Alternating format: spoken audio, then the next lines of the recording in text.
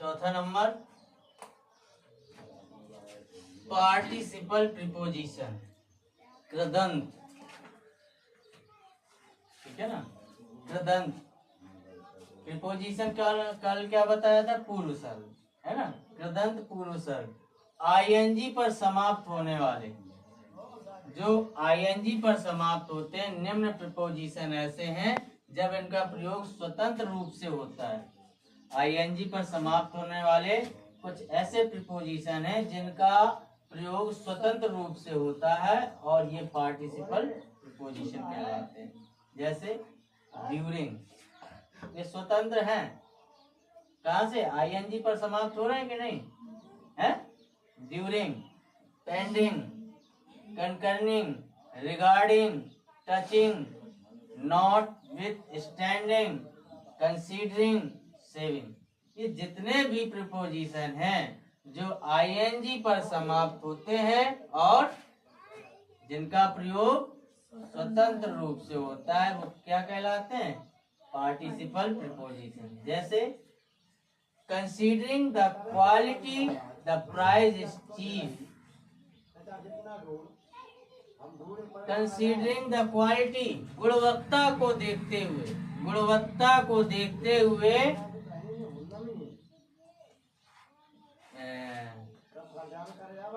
The price is cheap, उसकी कीमत क्या है, सस्ती है।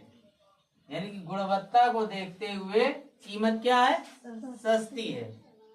तो इसमें कंसीडरिंग क्या हो गया, हमारा पार्टिसिपल प्रीपोजिशन हो गया। जहां पर आईएनजी से कोई भी कोई भी वर्ड समाप्त होता है, कोई भी प्रीपोजिशन समाप्त होता है, तो निम्न प्रीपोजिशन ऐसे होते हैं जिनका रूप कैसा होता है, स्वतंत्र होता है। ऐसे पार्टिसिपल, यही कंसीडरिंग द क्वालिटी यानी कि गुणवत्ता को देखते हुए, the price is the cheap, कीमत सस्ती है।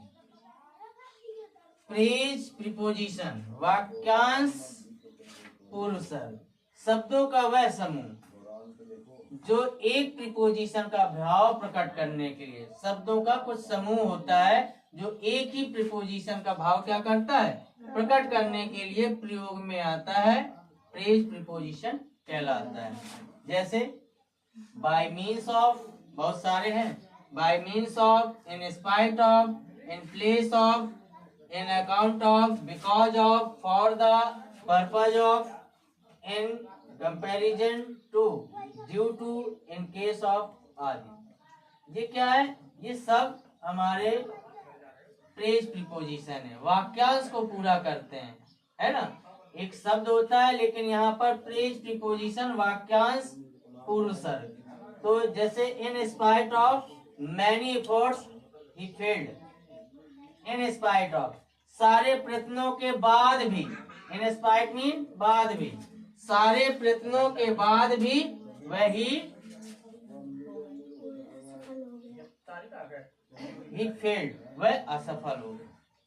यानी कि जितने भी प्रयत्न किया उन सारे प्रयत्नों के बाद भी, सारी कोशिशों के बाद भी वो असफल हो गया। तो जहां पर ये वर्ड आते हैं इनको याद करना पड़ेगा, ठीक है ना। तो ये सब क्या कहलाएंगे, प्रेज प्रीपोजिशन, वाक्यांश पूर्व सर्ग। अब इसमें नोट है, पहला, यदि प्रीपोजिशन का ऑब्जेक्ट, प्रीपोजिशन का कोई भी ऑब्जेक्ट कैसा हो, रिलेटिव प्रोनाउन दैट हो,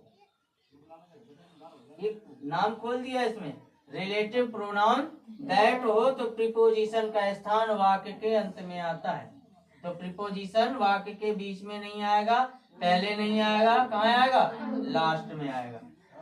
Here is the pen, pen यहाँ है, that key you were looking for, और तुम दूर से देख रहे, दूर देख रहे हो, है ना। पेन यहाँ है और तुम दूर देख रहे हो।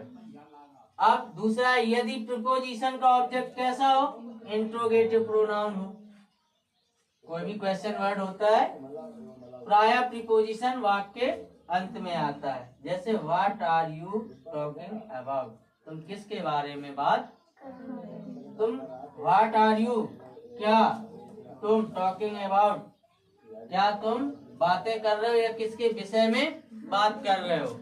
तो जहां पर तो ये अबाउट क्या हो गया, प्रीपोजिशन हो गया और लास्ट के अंत में आया। क्यों? क्योंकि इंट्रोगेटिव प्रोनाउन पहले आ गया। तो हमेशा क्या होगा, प्रीपोजिशन लास्ट में आएगा। तीसरा, यदि प्रीपोजिशन का ऑब्जेक्ट कैसा हो, रिलेटिव प्रोनाउन हो, अंडरस्टूड अंडरस्टूड हो। अंडरस्टूड का मतलब छिपा हो, यानी कि रिलेटिव प्रोनाउन का ऑब्जेक्ट छुपा हो, अंडरस्टूड हो, तो प्रीपोजिशन वाक्य के अंत में आता है। देयर इज द मैन, वहां एक आदमी है। आई वॉज स्पीकिंग ऑफ, जिससे मैं क्या कर रहा हूं, बात कर रहा हूं, है ना। तो यहाँ पर लास्ट में आएगा। क्यों? क्योंकि अंडरस्टूड इनका सब्जेक्ट है ना, छुपा हुआ है। तो जहां पर कोई भी रिलेटिव प्रोनाउन अंडरस्टूड हो, छुपा होता है, तो वहां पर जो भी प्रीपोजिशन होगा वो लास्ट के अंत में आएगा।